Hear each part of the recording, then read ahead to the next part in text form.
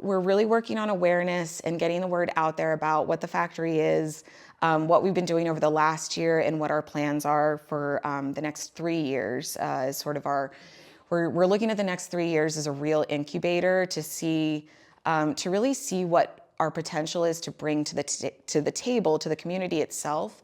And then to also use that time for R&D to see like, what does the community really want from us that we can provide? The best model for what we're really trying to do are like big national theater companies, like the National Theatre in London, the Met Opera, like they all have these like their performance venues with production companies in-house, but then have educational components, philanthropic work, community outreach. What I want the factory to kind of be unique in is that we're celebrating and telling Eastern Shore stories. We're like bringing back Eastern Shore arts and craftsmanship, apprenticeship, traditions. We're producing original work.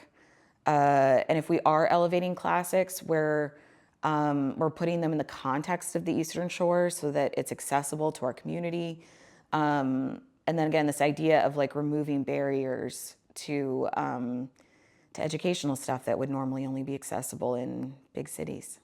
The factory was born when two cataclysmic events happened simultaneously. So Stage Fright is an original play written by Cece about Marguerite, the ghost of the Avalon. And he wrote it years ago, but we pulled it off the shelf for the Avalon's 100th birthday. And it is it's an immersive piece of theater, so very little actually happened on the stage. The audience walked throughout the building to experience the play.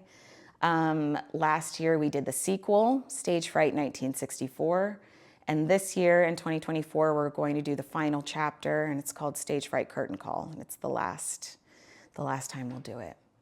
When the Avalon took a chance on letting Perfect Storm Productions do something so out of the box, it really kind of opened my mind as to what was possible in my small town.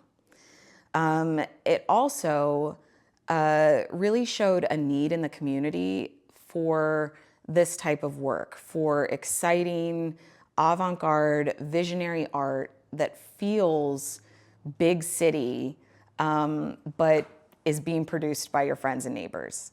And it's definitely not for everyone, but I think it like really showed us that there's a huge chunk of the community that wants to watch this stuff and wants to be a part of it. So that was the first cataclysmic event, right? Stage Fright was the first one.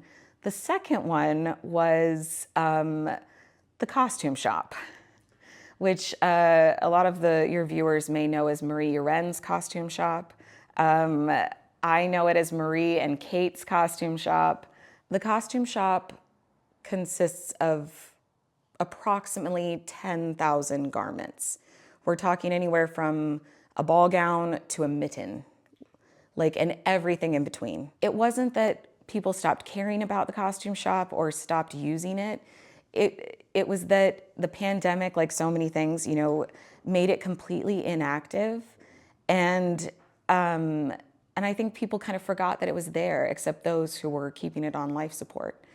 The Midshore, the entire Midshore, has such a vibrant community theater scene, and honestly, always has. Like, we're not bringing anything new.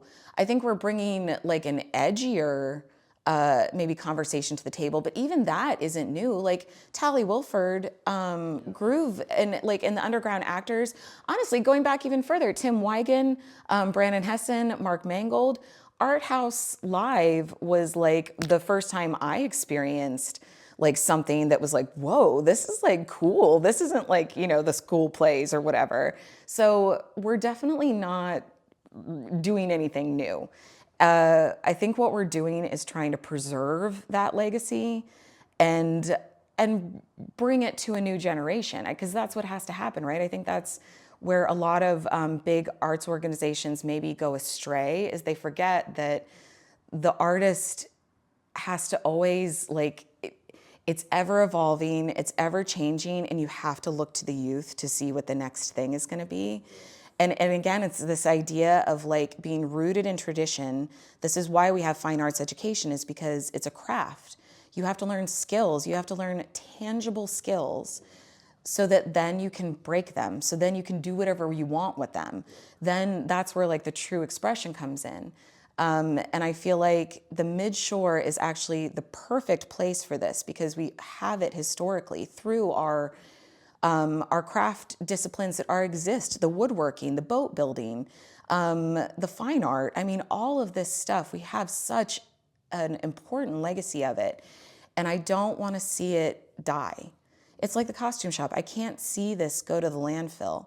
I think I come off sometimes as a little scary, and it's because I have big dreams. I've got big visions, and I'm not scared of doing crazy things. And I do have kind of an edgy perspective on some stuff.